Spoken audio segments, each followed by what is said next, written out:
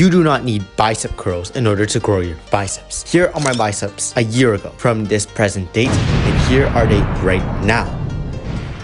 The only difference is that during the majority of this time period, I did not focus on bicep curls. Before taking this photo, primarily my goal was to spam as much bicep curls as possible. And this might be similar to you right now. I've done instead is focus on compound movements. For me, this compound movement was the weighted pull-up. By doing weighted pull-ups first thing in my workouts and progressively overloading with them, I was able to grow my biceps. Yes, I got stronger at the movement, but a nice side effect was bigger biceps. So what I'm about to tell you will shock your mind. You do not need to spam bicep curls 24/7 in order to get bigger biceps. Speaking from my personal experiences and the experiences of others online, there are many people with huge arms who actually only focus on major compound lifts, while others who only focus on isolation movements like the bicep curl don't or see very little progress. Simply, this video will explain one concept: compound versus isolation movements. Now, the main difference is that compound movements will work multiple muscle groups at once, while isolation movements will only work a few or even just one muscle group at once. My point is that compound movements are just so much more important than isolation movements, and there are two main reasons why this is the case. Number one, efficiency. Doing compound movements or simply focusing on compound movements is more efficient than isolation movements. The fact is, compound movements will work more muscle groups than isolation movements.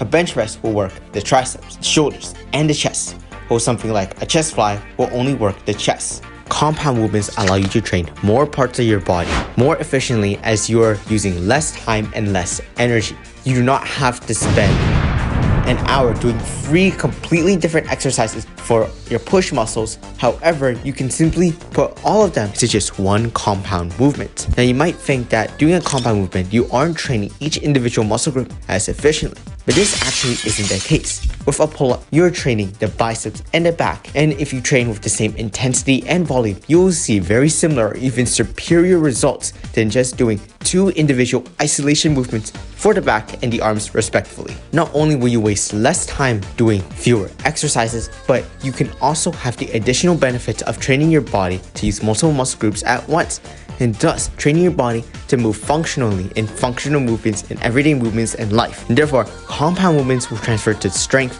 inside the gym and also outside the gym. Now, the second benefit is something that might not be as obvious as the first one, is that you're able to load more weight on compound movements. The reason is that it uses more muscle groups at once. The more muscle groups it's using, the more weight you can push. Compound movements allow you to lift more. They allow you to lift for more weights, more reps, more volume, and overall allows you to lift with more intensity. And all these factors play a role in training to muscular failure, which is the key to success in building muscle and hypertrophy. So in conclusion, your workout plan should incorporate both compound and isolation movements. However, your workouts should be centered around compound movements, not your isolation movements, compound movements. This means focusing on progressive overload for those compound movements. Only select a few compound movements. For example, I'd say the max amount of compound movements you should do per session and per type of movement is 3 to 4 movements.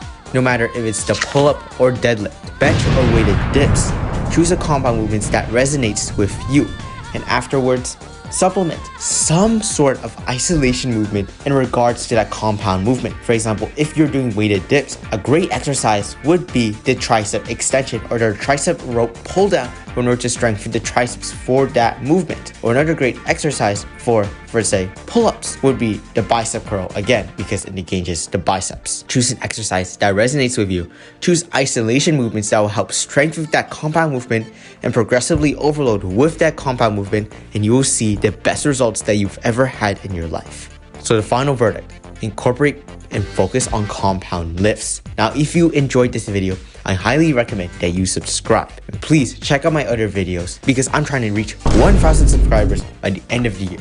If you do not subscribe, I'll blow up this channel and your YouTube account.